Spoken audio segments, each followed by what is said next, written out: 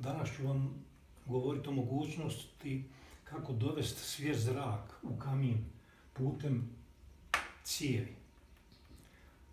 Ja sam kroz zid ugradio jednu cijev, plastičnu PVC cijev prečnika 5 cm. Na jednoj strani te cijevi, koja je s vanjske strane, je navučena mrežica.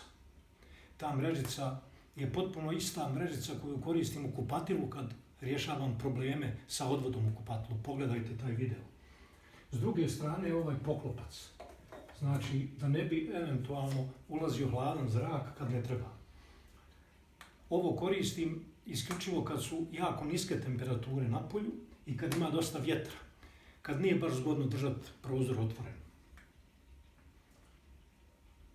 Ovaj zrak koji ulazi ovdje, evo sad da ste u prilici da vidite kako hladan zrak ulazi kroz ovaj otvor, i on ulazi direktno ovdje, kamin ga uvlači kroz ove otvore koji se nalaze gore na kaminu, što pomaže da drva bolje gore i da temperatura bude bolja.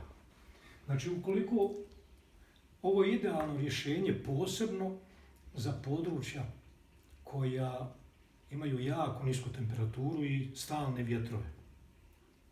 Znači, u tim zemljama je dobro čak ugraditi i veću ovu PVC cijev, recimo 10 cm, ali na isti način, kad napravite otvor u zidu, navučete mrežicu na tu cijev i s ove strane gurate tu cijev i poravnate sa onom tamo stranom zida, da bude estetski lijepo.